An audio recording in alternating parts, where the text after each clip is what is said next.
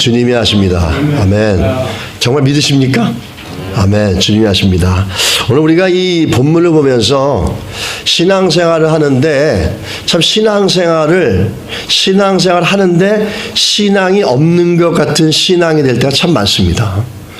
그 신앙생활을 하고 교회를 오더라도 신앙생활 하는데 신앙이 없는 신앙생활, 그걸 다른 말로 말하면 이렇게 표현할 수 있을 것 같습니다. 기대감이 없는 신앙. 이 기대감이 없는 신앙생활은 교회에 나오고 신앙생활을 하더라도 전혀 기쁨이 없고 기대감이 없고 소망이 없습니다. 사람은 소망이 생기고 기대감이 있을 때 움직입니다. 사람은 소망이 생기고 기대감 있을 때 절망하지 않고, 또 기대가 없어지고 소망이 끊어지면 자연히 절망하게 버리는 게 우리 사람들의 속성입니다. 우리 단테의 신곡이라는 그 명작에 보면은 지옥에 들어갈 때 지옥 문 앞에 편말이 붙어 있는데, 그 편말에 뭐라고 써 있냐면 이곳에 들어가는 모든 이들은 소망을 버릴지다 이렇게 써 있습니다. 지옥을 한마디로 얘기하면 소망이 없는 곳이다 이렇게 얘기하는 겁니다. 이 지옥에는 소망을 꿈꿀 수 있는 힘도 없고 소망이 이루어질 수 있는 가능성도 전혀 없는 것입니다. 소망이란 단어도 없고 소망이라는 것을 생각할 수도 없는 것이 지옥이라는 것입니다. 우리 누가복음 16장에 가서 보면은 부자가 죽어가지고 지옥에 갔는데, 이게 보니까 그 거지 나사로가 아브라함의 품에 안겨서 행복해하는 걸 볼 수 있습니다.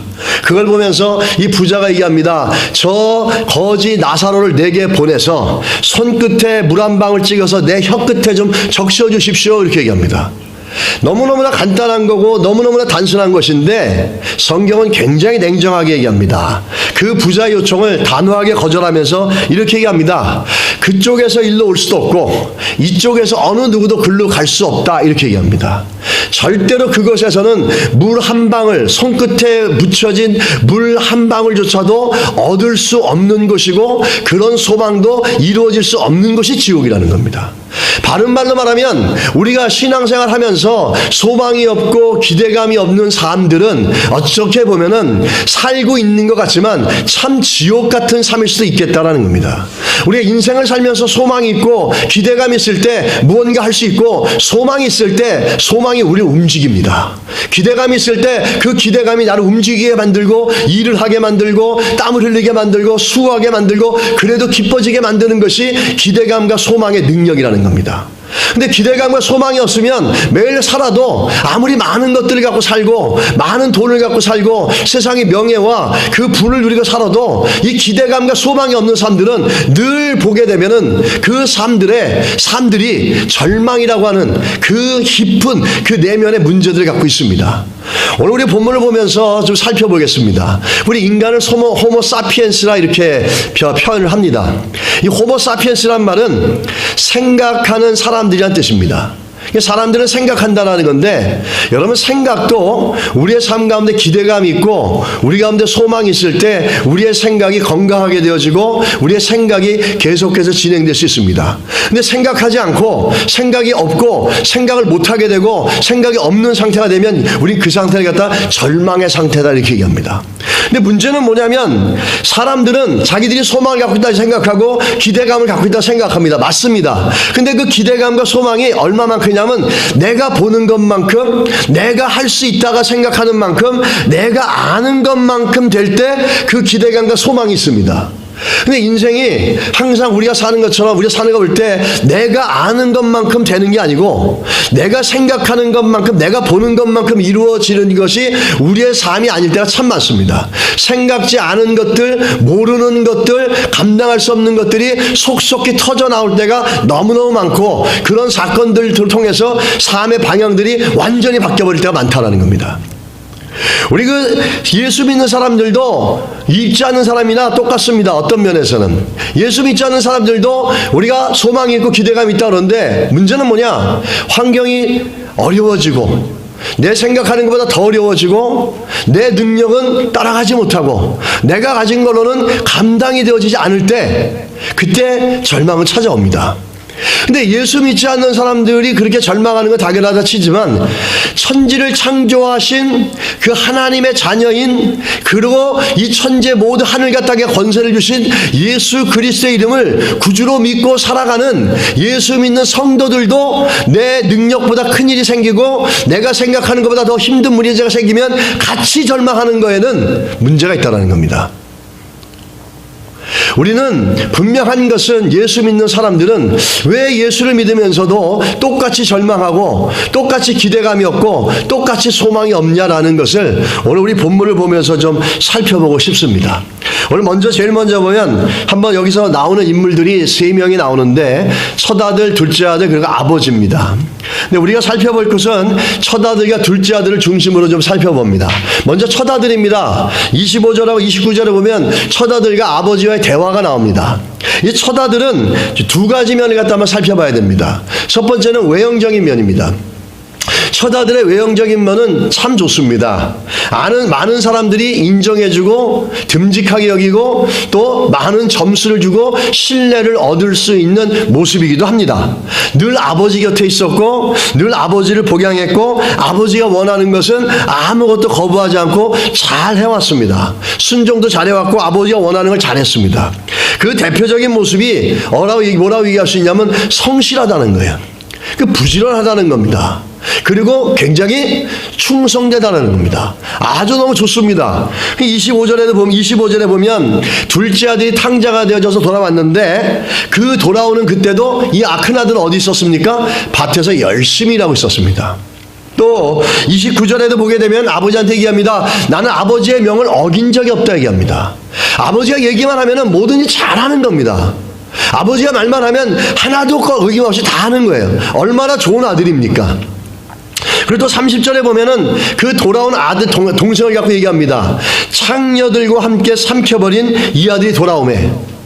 그 가치관과 윤리관, 이 윤리관, 선과 악과 나름대로 윤리관이 분명했었고, 세상 말로 말하면 윤리적이고 사리도 분명했고 경우도 아주 분명한 사람이었어요. 이런 사람들은 사람들 좋아합니다. 아주 효성스럽죠, 성실하죠, 의롭죠, 윤리적이죠, 사리, 경우가 분명하죠. 이런 모든 모습들을 사람들 참 좋아하고, 우리는 신앙인들이 이런 모습이 되어져야 될 거라고 생각을 합니다. 사람들은 이런 사람들을 좋아하고 신앙인들이 하면 참 이런 모습이 되어져야 된다라고 얘기합니다. 틀린 얘기는 아닙니다. 우리가 예수로 말미암아 변화되어진다면 얼마든지 성실하고 얼마든지 좋아질 수 있습니다. 근데 문제는 뭐냐? 이 맏아들의 내면의 모습을 한번 보십시오. 28절에 그가 노하여 들어가자고 하지 아니하거늘 이렇게 얘기합니다. 또 29절에 섬겼음을 어김이 없거늘. 30절에 똑같은 얘기는 창녀들과 함께 삼켜버린 아이들이 돌아오매. 이게 아버지와의 대화 속의 대화인데, 이 큰아들이 아버지와 대화하는데 그 아버지와 대화 내용이 뭐냐면요, 다 자신을 내세우는 겁니다. 나는 이렇게 살았습니다.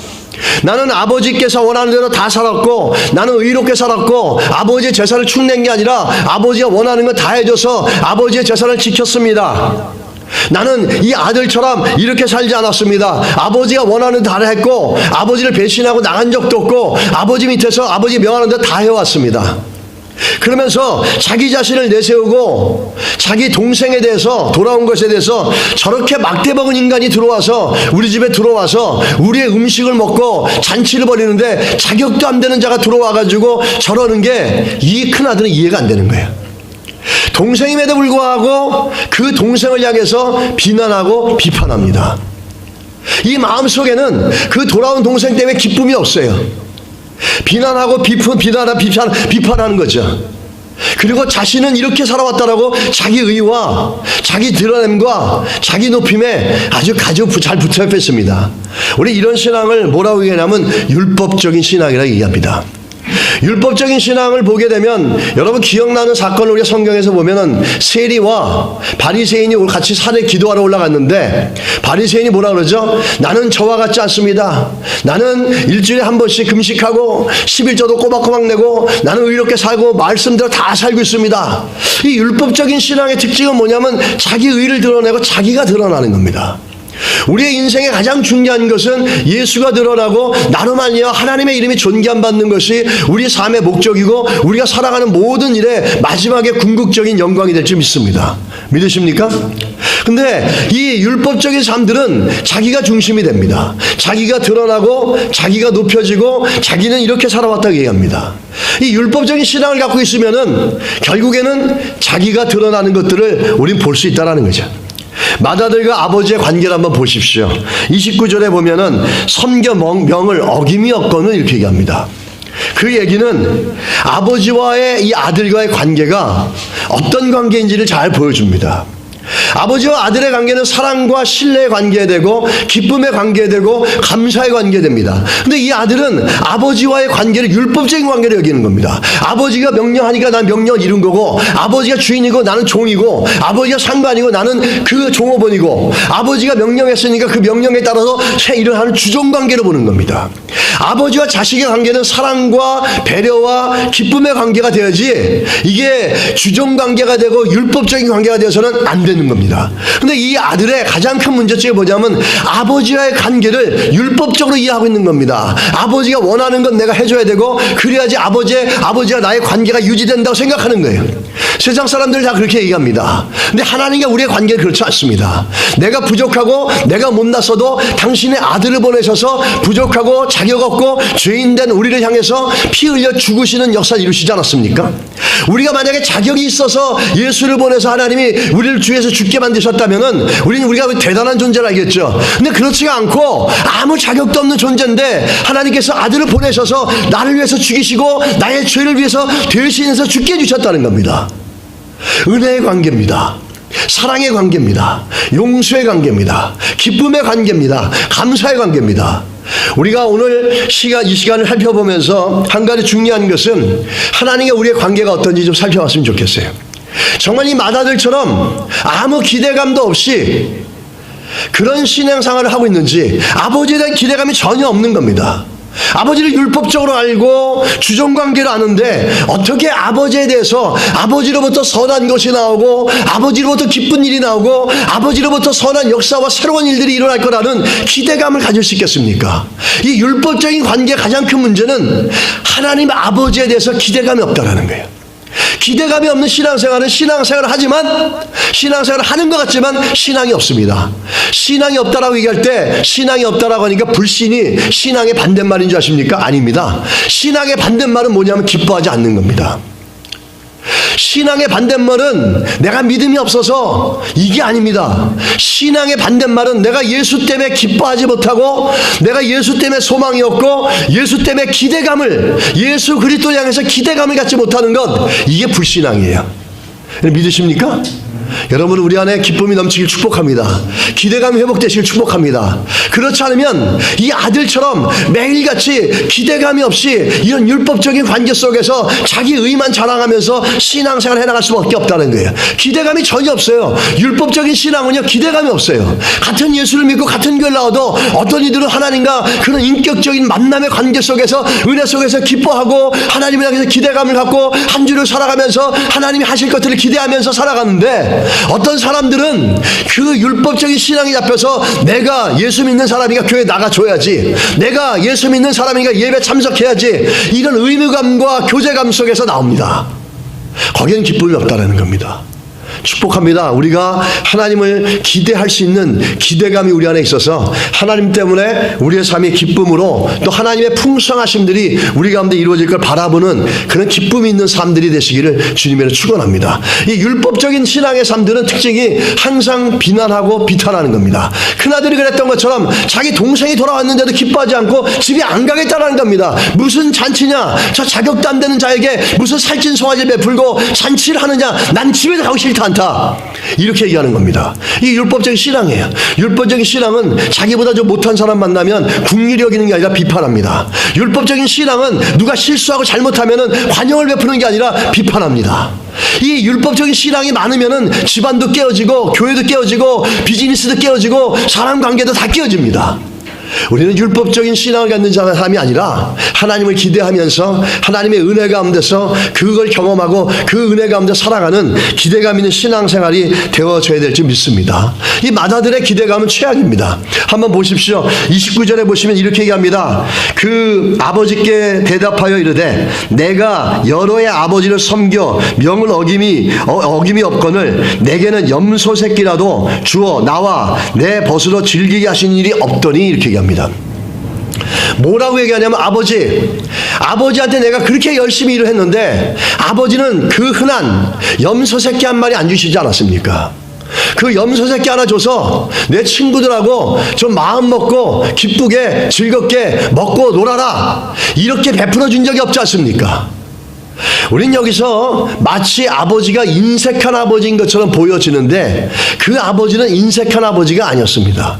돌아온 탕자에게는 어떻게 했습니까? 둘째 아들에게는 가장 좋은 살찐 송아지를 베풀어 가지고 그걸 마음껏 먹이게 하고 새로운 옷을 옷을 입히고 그 반지를 껴주고 신발을 신겨주면서 기쁨으로 그를 맞이하는 풍성하고 즐거워하고 기뻐하는 아버지의 모습이 나옵니다.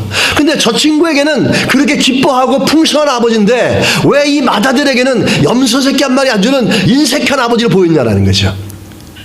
하나님에 대해 아버지의 잘못 생각한 겁니다. 아버지는 풍성하신 하나님이시고 그 아버지는 그 풍성함을 우리에게 베풀어 주신 하나님인데 이 아들은 율법의 사고와 율법적인 신앙에 붙잡혀 있다 보니까 아버지의 풍성함을 보지 못하고 아버지가 그 풍성하게 우리에게 베풀어 줄 것이라는 기대감이 전혀 없다라는 겁니다. 여러분 어떠세요? 여러분 은행에 있는 밸런스, 은행에 있는 돈은 기대감을 주죠. 여러분에게 이 돈이 얼마가 있으면서 내가 어떻게 할 수 있고 뭘 할 수 있다고 기대갑니다. 그러나 풍성하신 하나님에 대해서 우리는 얼마나 기대하고 있냐라는 거죠. 하나님 오늘도 채우시고 하나님 오늘도 이끌어 가시고 그 풍성하신 하나님은 우리에게 풍성하게 베풀어 주실 것이고 응답하실 것이고 이루실 것이라고 그러면서 그 풍성하신 하나님 앞에 오늘도 우리의 삶을 구하고 간구해 나가는 모습은 우리에게 있습니까? 라는 거죠. 은행 통장에 몇백 불에 대해서 몇천 불에 대해서 기대감을 갖지만 천지를 만드신 하나님에 대해서는 기대감을 갖지 않지 않습니까? 여러분 기대감이 회복되는 시간에 대해 축복합니다. 할렐루야. 내가 가지고 있는 재산 몇 푼에는 기대감을 갖지만 천지를 창조하시고 죽은 자도 살리시고 영생을 우리에게 보장하시는 하나님 아버지의 그 풍성함에 대해서는 기대하지 않습니다. 그래서 신앙생활에 재미가 없고 신앙생활이 날마다 율법적으로 되어지고 그렇게 예수를 오래 믿었어도 율법적으로 비난과 비판은 잘하지만 이 풍성하신 하나님 때문에 기뻐하고 그 기대감 가운데 즐거워하며 여호와를 높이는 그런 믿음의 모습들은 점점 사라지고 있다는 겁니다. 우리 가운데 회복되길 주님은 축복합니다. 우리 예수 때문에 기쁨과 기대감이 넘치시기를 주님에는 축원합니다. 기대감 없이 사는 것 율법적인 신앙의 특징입니다. 율법적인 신앙은 내가 어떻게 하는지에 관심이 있지 하나님이 어떤 분이시고 하나님이 어떻게 하실 것이고 하나님이 어떻게 이끌어 가실 거라는 하나님의 풍성함에 대한 기대감이 전혀 없습니다. 그건 율법적인 신앙입니다. 그 신앙으로 계속되어지고 그런 신앙을 갖고 있는 성도들은 절대로 누군가를 위로하고 세우지 않습니다. 비난과 비판과 정죄만 일어난다는 거죠. 기대감이 회복되길 축복합니다. 믿으십니까? 근데 표정들이 별로 기대감이 없으신 것 같아요. 옆에 분 한번 보시고 기대감이 회복됐습니다 한번 이렇게 인사하시기 바랍니다. 아멘이십니까? 중요한 거는 우린 율법적인 신앙으로 살면 안 된다는 겁니다. 하나님을 기대하시며 사시기 바랍니다. 우리 그 한국에 김기현 집사님이란 분이 계시는데 그분이 참 그 어려운 시간들을 겪습니다. 의료 사고로 말미암아 시각 장애인이 됩니다. 지금은 재활 상담학으로 아이오와 대학에서 박사학위를 받고 돌아와서 후학을 가르치고 있습니다만은 그렇게 되기까지 이분이 참 힘든 시간을 보냅니다. 그 김기현 집사님 머리가 똑똑해서 대학 수능 시험을 봤을 때 전국에 석차 1% 안에 드는 숙제였답니다. 외교관을 꿈꾸면서 연대 불문학과를 특차로 입학을 했는데 1학년 방학 때 턱 교합 수술을 받는 도중에 기도가 막히는 사고를 당해서 전신마비 시각 장애인이 됩니다. 피눈물 나는 재활훈련을 위해서 전신마비 증세는 나아졌지만 결국은 시력을 회복하지 못했다고 합니다. 갑자기 다가온 인생의 풍랑 때문에 고통 속에 몸부림을 쳤고 그래서 무당을 찾아가 굿도 해보기도 하고 자살을 하려고 아파트 옥상에 올라가기도 했답니다. 그런데 4년 만에 학교에 다시 복학을 해가지고 수업을 듣는 중에 학교 과목 속에 성서와 기독교라는 교양 과목을 듣게 되면서 거기서 살아계신 하나님을 만났답니다. 그때 그 김기현 집사님 그녀를 변화시켰던 말씀이 고린도서 5장 17절입니다. 그런즉 누구든지 그리스도 안에 있으면 새로운 피조물이라 이전 것은 지나갔으니 보라 새 것이 되었더라 라는 말씀이었답니다. 예수님을 영접하고 세례를 받고 믿음을 가진 다음 기도를 하는데 하나님이 앞을 못 보는 이 김기현 집사의 기도를 다 응답해 주셨습니다. 기도마다 응답해 주셨고 하나님의 큰 은혜를 체험하게 되어지는데 배우자를 위해서 이렇게 구체적으로 기도했답니다. 가족 중에 저와 같은 시각장애인이 있는 사람이 남편이 되게 해주시고 믿음의 가정에서 성장한 신앙이 되게 하시고 자상하고 가정적인 사람을 배우자로 만나게 해 주십시오라고 기도했는데 한국 맹인교회에서 봉사하러 왔던 현재 남편을 만났다고 합니다. 그 남편의 시아버지는 장애인 학교 교감 선생님이시고 시어머니는 역시 저시력의 시각 장애인이시고 남편은 정상인데 자기를 잘 이해해주고 돌봐주는 아주 좋은 남편을 만나서 유학을 가서 보스턴 대학에서 장학금을 받고 공부하고 아이도 낳고 박사학위를 받고 돌아와서 대구대학에서 교수로 학생들을 가르치고 있다고 합니다. 그러면서 이 김기현 집사님이 이런 고백을 합니다. 하나님은 우리를 불행하게 하려고 창조하신 분이 아닙니다. 우리에게 기쁨과 감동을 예배해 주시는 분이십니다. 하나님은 마음에 소망만 주시고 어려운 일을 혼자서 해결하도록 내버려 두는 분이 아니십니다. 제가 최선의 결과를 얻을 수 있도록 항상 지켜주시고 늘 도움의 손길을 주셨습니다. 그러면서 그분이 보내주셨고 그 세상의 눈으로 볼 때는 전혀 희망이 없어 보이는 고통 속의 죄의 주인공이었지만 예수 그리스도를 믿은 후에는 삶이 새롭게 바뀐 행복을 만났고 마음의 눈으로 모든 삶을 아름답게 볼 수 있는 여유를 얻게 되었습니다. 여러분, 하나님은 우리의 문제 가운데 그냥 내버려 두는 것이 아니라 그 문제 뒤에 하나님의 풍성하신 계획들과 역사를 준비하고 계신 줄 믿습니다. 오늘 김기현 집사님에게 일어났던 그 사건이 그분에게만 일어나는 게 아니라 우리 모두에게도 일어날 수 있는 줄 믿습니다. 하나님을 향해서 기대감을 갖고 하나님의 풍성함에 기대감을 갖고 우리의 기도가 계속해서 힘있게 능력있게 일어나서 하나님의 앞에 상달되어지는 은혜가 있길 주님을 축복합니다. 기대감이 없는 사람은 기대하지 않습니다. 하나님을 향해서 기대감이 없는 사람은 기도하지 않습니다. 하나님을 향해서 기대감이 없고 하나님의 풍성함에 대해 기대감이 없는 사람들은 예배하지 않습니다. 하나님의 풍성함을 기대하는 자들이 예배하게 되고 시간을 드리고 마음을 드리고 물질을 드리고 기도하게 되고 무릎 꿇게 됩니다. 기도하는 자들은 하나님을 향해서 기대감이 있기 때문에 기도하는 겁니다. 기대감이 없이 기도할 수 있겠습니까? 여러분, 기대감이 회복되어지기 축복합니다. 세상의 어떤 것들, 내가 가진 작은 능력, 내가 가진 좋은 환경, 내가 가진 은행에 돈 몇 푼, 이거 갖고 기대감을 갖지 마시고 천지를 창조하시고 죽은 자도 살려내시는 그 하나님을 향해서 우리의 기대감이 살아 넘치기를 주의를 축원합니다.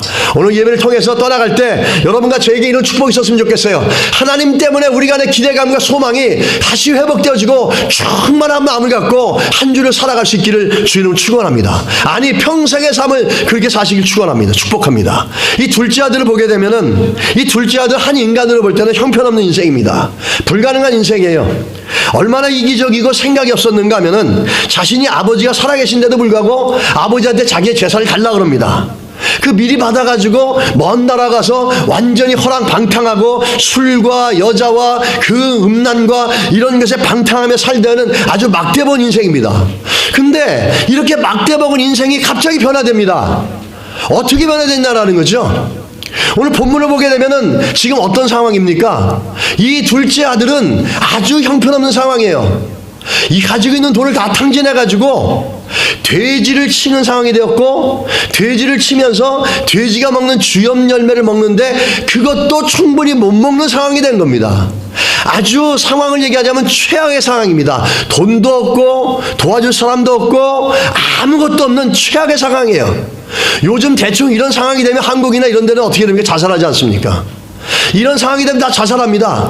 아무것도 기대할 것도 없고 가진 것도 없고 있는 것도 다 날아가 버리고 소유도 없고 눈에 보이는 것도 막막하고 가진 것도 없고 능력도 없습니다. 이렇게 되면 대부분이 자살을 선택합니다. 그런데 세상적으로 그렇게 육체의 쾌락을 좋아하고 세상을 좋아하고 아버지에게 돈을 먼저 가진 이기적인 이 아들이 참 놀라운 건 그런 최악의 상황에 자살을 선택하지 않았다는 겁니다. 최악의 상태에 오히려 반전하는 건 뭐냐면 아이러니하게도 그렇게 막대본 인생이 돈밖에 모르고 먹고 쓰고 낭비하는 것밖에 모르는 인생이 최악의 상태가 됐는데 자살을 하거나 절망하거나 포기하지 않고 오히려 기대감과 소망을 갖는다는 겁니다. 그게 오늘 우리 17절 한번 가서 보시기 바랍니다. 우리 본문의 17절 같이 한번 읽겠습니다. 시작. 이에 스스로 돌이켜 이르되 내 아버지에게는 양식이 풍족한 일꾼이 얼마나 많은가. 나는 여기서 줄여 죽는구나. 뭐라고 그랬어요? 17절에 이에 스스로 돌이켜 이르되, 그러면서 뭐라 그러죠? 내 아버지 집에는 양식이 풍족해가지고 종들도 잘 먹고 잘 사는데 내가 왜 여기서 굶주려 죽어야 되냐는 겁니다. 이 탕자가 그렇게 세상을 좋아하고 그렇게 막대먹게 살았는데 그 절망적인 상황 속에서 자기가 자살을 하거나 포기하는 인생을 포기한 게 아니라 오히려 소망을 갖기 시작한 동기가 어디냐면은 자기 아버지에 대해서 기대감이 다시 돌이키게 되어지고 회복되어질 때 이 탕자가 그 극한 상황에서 소망을 갖고 기대감을 갖습니다. 참 놀라운 거죠. 모르겠어요. 주일학교를 잘 다녀서 그런지 모르겠는데 그 상황 속에 스스로 돌이켰다는 건 뭡니까? 아버지에 대해서 기대감을 회복했다는 겁니다. 내 아버지 집은 이렇게 풍성한데, 내 아버지 집은 이렇게 먹을 게 많은데, 내 아버지 집은 이렇게 넉넉한데 내가 왜 여기서 굶주려 죽여야 되냐? 아버지에 대해서 기대감이 회복되어지고 아버지에 대한 소망이 생기기 시작하니까 뭐라 그러죠? 돌아가자 그럽니다. 그렇게 죽을 수밖에 없는 상황인데도 이 아들은 기대감이 회복되어졌다는 겁니다. 여러분, 우리가 아무리 우리 환경이 칠흑같이 어두워도 우리의 상황이 내가 생각하는 것과 전혀 다르게 되고 어렵게 떨어져 간다라도 우리가 하나님에 대한 천지를 만드시고 인간의 생사화복을 주관하시는 그 하나님에 대한 기대감이 회복되어지기 시작하면은 우리는 그 환경에서 반드시 승리해 나갈 줄 믿습니다. 그 어떤 것들 가운데서도 승리해 나갈 줄 믿습니다. 이 아들은 죽을 수 있었어요. 자살할 수 있었어요. 그러나 그가 돌이킵니다. 아, 우리 아버지는 이렇게 좋은 게 많구나. 아버지 집은 이렇게 풍성하구나. 근데 반대로 매일같이 아버지 옆에 있었던 큰아들, 맏아들은 한 번도 자기 아버지를 이렇게 기대감 있게 바라보지 못했습니다. 한 번도 그 아버지의 풍성함을 바라보면서 기대감에 차서 아버지를 생각하고 아버지를 생각할 때마다 새로운 기대감이 차는 그런 모습이 없었다라는 거예요. 탕자이긴 하지만 이 탕자에게는 그 완벽하게 살 것 같고 남들이 볼 때는 정말 좋은 것 같지만은 그는 아버지 하나님에 대해서 기대감이 없었다라는 겁니다. 여러분, 우리가 하나님에 대한 기대감이 있을 때 우리 환경의 어려움 속에서도 반드시 하나님이 이루실 줄 믿고, 그 기대감은 뭘로 만들었냐면 이 탕자를 아버지 집으로 돌아가게 만들었습니다. 우리의 기대감은 아버지의 은혜 보좌 앞으로 나오게 만듭니다. 때를 따라도 오시는 은혜 보좌 앞에 나오고 십자가 앞에 나와서 주여 내 연약함을 보시옵소서, 하나님의 그 풍성함으로 채워주시옵소서라고 외칠 수 있고 기도할 수 있는 줄 믿습니다. 할렐루야. 믿으십니까? 이 아들을 바꾼 건 하나님에 대한 기대감이었어요. 여러분 환경이 어떨지 모르지만 오늘 그 환경보다 크신 그 위대하시고 전능하신 하나님을 향해서, 우리 아버지 되시는 그 하나님을 향해서, 풍성하신 그 하나님을 향해서 기대감들이 회복되시길 주님을 축복합니다. 그래서 더 주님 앞에, 더 주 앞에 가까이 나오고 주를 더 가까이 신뢰하고 가까이 바라보는 믿음의 모습이 있길 축복합니다. 하나님은 풍성하신 하나님이세요. 하나님 넘치신 하나님이에요. 이 풍성하시고 넘치시고 전능하신 능력의 힘이 어디에 나와 있습니까? 예수 그리스도 이름에 있다는 거예요. 이 사도행전 3장에 보시면은 베드로와 요한이 오늘도 시간이 되어가지고 성전에 기도하러 갑니다. 근데 성전 앞에 누가 있냐면 나면서부터 걷지 못했던 안진뱅이가 앉아서 구걸하고 있습니다. 이럴 때 그 안진뱅이가 베드로와 요한을 보면서 얘기합니다. 돈 좀 달라고. 근데 베드로와 요한이 뭐라 그러니까 나를 보라 이렇게 얘기하면서 우리를 보라 이렇게 얘기하면서 우리는 금과 은은 없지만은 내가 나사렛 예수 이름으로 명하노니 일어나 기어라 이렇게 얘기합니다. 그러면 손을 잡아 당기니까 한 번도 걷지 못했던 이 사람이 뛰면서 기뻐하면서 찬송을 하면서 성전 안으로 들어가는 모습이 나옵니다. 여러분 오늘 우리가 예수 그리스도 이름 앞에 그 이름이 능력 있고 그 이름이 전능하고 그 이름의 권세가 그 이름의 힘이 능력이 있다라는 걸 신뢰한다면 오늘 우리 삶 가운데 풍성하신 하나님을 기대하면서 예수 그리스도 이름의 능력에 권세에 기대감을 또 가지시길 축복합니다. 그래서 우리 삶 가운데 외치십시오. 내 문제 가운데 나사렛 예수 이름으로 명하노니 일어나 걸으라 라고 얘기할 수 있습니다. 또 우리의 막연한 미래 삶 가운데 절망하고 낙심하지 말고 나사렛 예수 이름으로 명하노니 일어나 걸으라 라고 외칠 수 있습니다. 우리 가운데 가정의 문제 여러 가지 많지만 그 모든 문제 앞에 나사렛 예수 이름으로 명하노니 일어나 걸으라 변화될지어다 회복될지어다 새롭게 될지라 우리가 그 이름의 권세에 기대감 있고 믿음 있으면 외칠 수 있는지 믿습니다. 여러분 그렇게 되어져서 막막하고 절망스럽고 우리 어둠 가운데 이끌어가는 것들이 나사렛 예수 이름으로 말미암아 새롭게 변화되어 뛰며 기뻐하며 하나님을 찬양하는 믿음의 역사로 바뀌어 나갈 줄 믿습니다. 할렐루야. 그런 은혜가 있길 축복합니다. 중요한 것은 이 탕자가 아버지에 대한 기대감이 회복되어지면서 어떤 열매가 나오냐면 18절에 한번 가서 보십시오. 같이 읽겠습니다. 내가 일어나 아버지께 가서 이르기를 아버지 내가 하늘과 아버지께 죄를 지었사오니 이렇게 얘기합니다. 하나님의 풍성함을 아버지의 풍성함을 돌이켜 깨닫고 아버지의 풍성함을 보면서 기대감을 회복한 이 아들이 둘째 아들이 그 아버지의 풍성함과 함께 그 다음에 뭘 깨닫냐면 내가 죄인입니다. 내가 한 것이 죄입니다. 아버지와 하나님 앞에 죄를 졌습니다. 이렇게 얘기합니다. 참 놀랍죠. 하나님을 향한 기대감이 있는 자들은 죄와 멀어질 수 있고 우리 가운데 있는 죄의 모습들을 갖다가 더 정확하게 보고 내가 더 죄인입니다라고 고백합니다. 바울은 나이가 들면 들수록 하나님을 알아가면 알수록 자기 자신이 가장 작은 자이고 죄인 중에 괴수라고 고백합니다. 바울이 죄를 많이 져서 그렇습니까? 아닙니다. 거룩하신 하나님의 사랑을 알아가면 알아갈수록 자기의 존재가 얼마나 하나님 앞에 부족한 존재인지를 깨닫으면서 그것을 고백해내는 겁니다. 이 아들은 하나님의 사랑을 경험하고 하나님의 아버지의 그 풍성함을 경험하고 기대하고자 나오니까 그 다음에 자기가 죄를 졌다는 걸 아는 겁니다. 하나님은 우리를 갖다가 회초리를 들어서 때리고 칼을 들어 휘어치고 이런 하나님이 아니십니다. 그 이소 우화에 보면 이런 얘기 있지 않습니까? 그 해와 바람이 내기를 합니다. 지나간 행인이 있는데 저 행인의 모자와 코트를 누가 먼저 벗기느냐 이 내기를 합니다. 그러니까 바람이 얘기합니다. 걱정하지 마라. 내가 바람 아니냐. 내가 강한 바람을 불어서 추운 바람을 불고 강한 바람을 불어서 저 모자를 다 날아가게 해버리겠다. 코트를 다 벗겨버리겠다. 그래서 바람을 쌩쌩 불립니다. 근데 바람을 세게 불면 어떻게 합니까? 그 행인이 코트 옷을 딱 잡고 모자를 딱 덜 눌러 쓰고 날아가지 않게 꽉 붙잡고 갑니다. 강하게 무섭게 바람을 불렀는데 행인의 코트와 옷은 모자는 더 굳건하게 붙잡혀 있었습니다. 반대로 해가 얘기합니다. 따뜻한 햇빛을 비치기 시작합니다. 따뜻한 햇빛이 비춰지기 시작하니까 그 행인이 더우니까 모자를 벗고 코트를 벗습니다. 그러면서 자연스럽게 모자와 코트를 벗은 겁니다. 누가 이긴 겁니까? 해가 이긴 거 아닙니까?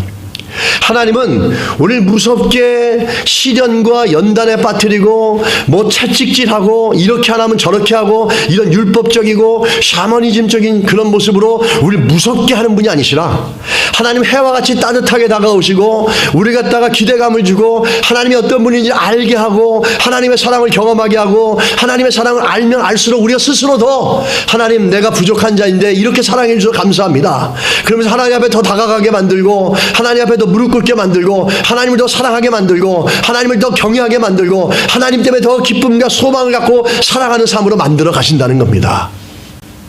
이 둘째 아들은 하나님에 대한 기대감이 회복되어지니까 자기 자신 죄인이라는 게 보인 거예요. 넌 죄인이야, 죄인이야. 아무리 윽박질러 보십시오. 절대로 죄인이라 고백하지 않습니다.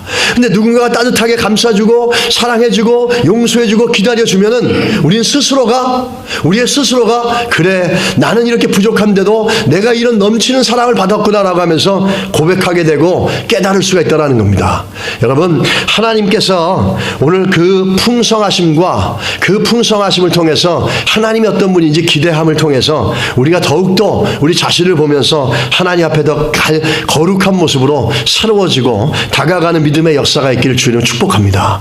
그런 모습들로 하나님 앞에서 새로워져 갈 수 있길 바랍니다. 그 예수 그리스도의 이름의 능력의 이름은 우리들 삶 가운데 이 하나님의 풍성하심과 하나님의 전능하심과 이 모든 것들을 이루어낼 수 있는 능력의 이름입니다. 그 스탠리 존스라고 하는 미국의 유명한 그 선교사님이 계십니다. 이분은 인도에서 50년간 선교사역을 했고 최초의 간디 평화상을 받으신 분입니다. 이분은 아주 바울과 같이 타임즈에서 바울 이후에 기독교의 최고의 선교사라고 존경을 받고 칭찬을 받으신 분이고 평생 6만 번 이상을 설교했다고 합니다. 근데 1971년 12월에 뇌졸중으로 쓰러집니다. 혼자 힘으로 아무것도 할 수 없는 절망적인 상황이 됩니다. 눈도 초점이 흐려져서 책을 읽을 수도 없고 손도 마비가 돼서 들을 수도 없고 글을 쓸 수도 없었습니다. 걸을 수도 없는 그런 처지가 되었습니다. 보통 사람 같으면 아마 이렇게 말을 할 겁니다. 하나님, 내가 하나님 일을 하려고 여기까지 왔는데 왜 저를 이렇게 절망적인 상황에서 처하게 만드십니까? 왜 이와 같은 고난을 주십니까? 내가 지금까지 주님을 위해서 헌신한 것을 주님 아시지 않습니까? 이렇게 반문하고 반박할 수 있었지만 그는 그렇지 않았습니다. 그의 믿음의 고백은 이렇습니다. 변한 것은 아무것도 없다. 참으로 감사한 사실은 나의 믿음은 조금도 흔들리지 않았다는 것이다. 하나님께서 하나님께 모든 것을 맡기고 기도하는 것, 그것이 바로 승리다. 미국의 최고 의사들은 당신은 이제 걸을 수 없습니다라고 말했고, 인도의 최고의 안과 전문의들은 나를 위해 해줄 수 있는 것은 아무것도 없다고 말했다. 그러나 나는 아무 걱정이 없다. 나는 전적으로 하나님의 손 안에 있고, 하나님의 손 안에 있다는 것은 삶의 어떤 순간에도 해답이 되시는 그리스도 안에 있다는 것을 의미하기 때문이다 라고 합니다. 이분은 그렇게 절망적인 상황이 됐어도 하나님을 향해서, 예수 그리스도 이름을 향해서 기대감이 사라지지 않았다는 거예요. 그 모든 것들이 칠흑같이 어두워졌어도 하나님을 향한 기대감과 그 예수 그리스도 안에서 예수 그리스도 이름을 붙잡고 그 기대감이 사라지지 않았습니다. 이 기대감이 있는 믿음들은 환경이 칠흑같이 어려워도 그 가운데서 하나님께서 하나님을 향한 기대감과 그 기대감으로 말미암아 살아날 수 있고 힘있게 일어날 수 있습니다. 결과는 어떻게 됐냐면 이 존스 선교사님은 이 절망적인 상황에서도 하나님에 대한 기대감을 떠나지 않았습니다. 일주일 동안 금식하고 나서 걷기 훈련을 시작합니다. 그러면서 딸과 사위가 엮여 있는데 딸과 사위들에게 이렇게 얘기합니다. 딸과 사위에게 내가 걸을 때마다 이렇게 얘기해라. 나사렛 예수 그리스도 이름으로 일어나 걸어라. 내가 걸을 때마다 나사렛 예수 그리스도 이름으로 명하나니 일어나 걸으라. 나사렛 예수 그리스도 이름으로 명하니 일어나 걸으라 라고 외치라고 딸과 사위에게 부탁을 한 겁니다. 근데 기적이 일어나기 시작했습니다. 걷지 못할 거라고 얘기했는데 서서히 걷기 시작하면서 스스로 1km 이상을 걷게 되고 오르막길과 내리막길을 다니게 됐습니다. 더 이상 설교를 할 수 없다고 했는데 그가 마지막까지 설교를 했고 14개월 동안 주의 말씀을 선포하면서 그 인생의 마지막에 유언장 같은 책, 하나님의 예스라는 책을 남겼습니다. 평생 사역지인 인도에서 마지막에 주님의 부르심을 받습니다. 그의 사이가 그의 모습을 보면서, 평생을 보면서 이같이 요구했습니다. 그는 노년의 에녹처럼 하나님과 함께 걷고 있었고 하나님께서 그를 데려가셨다 이렇게 얘기합니다. 그가 남긴 책 하나님의 예스에서 그는 이렇게 말합니다. 만일 당신의 삶이 조각조각 부서졌다면 그 조각들을 모아 하나님께 드려보라. 그러면 하나님께서 그 조각들로 아름다운 무엇인가를 만들어내실 것이다. 갑자기 나를 엄습한 뇌졸중 발작은 장애와 슬픔을 견디는 것이 어떤 것인지 알려줬을 뿐 아니라 장애와 슬픔을 긍정적으로 이용하는 것을 삶으로 보여줄 기회가 되었다. 예수님은 우리의 해질녘을 새벽녘으로 바꾸신다라고 했습니다. 여러분, 우리가 하나님 앞에 기대감을 갖고 그분은 우리의 인생의 황혼을 아침 새벽에 해 뜨는 그 석양을 그 해지는 해 뜨는 아침으로 바꿀 수 있는 능력이 있으신 분이 하나님이십니다. 우리가 그분에게 대한 기대감을 오늘 갖고 우리 삶 가운데서 기대감 없는 신앙생활이 아니라 정말 하나님을 기대하면서 기뻐하는 신앙생활이 되고 그 기대감대로 역사하시고 소망대로 응답하시는 하나님의 역사들이 삶 가운데 구석구석에 일어나시기를 주님의 이름으로 축원합니다. 할렐루야. 우리 하나님의 기대감이 우리를 덮어주실 줄 믿습니다. 우리가 참 기도합니다. 이 시간 기도하는데 여러분 기도하십시다. 우리 안에 만약에 기대감이 없다면 이 시간 회개하고 하나님, 내가 다른 어떤 것에 기대감을 갖지 않고 하나님을 향해서 기대감을 갖게 해주십시오. 그리고 우리 삶 가운데 무너진 부분이 있거나 나를 절망스럽게 만드는 부분이 있다면 이렇게 외치십시오. 나사는 예수의 이름으로 명하나니 일어나 걸으라. 나사는 예수 이름으로 명하나니 변화될저다, 새로워질저다, 하나님의 선한 역사가 이루어질저다 라고 외치시기 바랍니다. 같이 기도하겠습니다. 하나님 아버지, 감사합니다.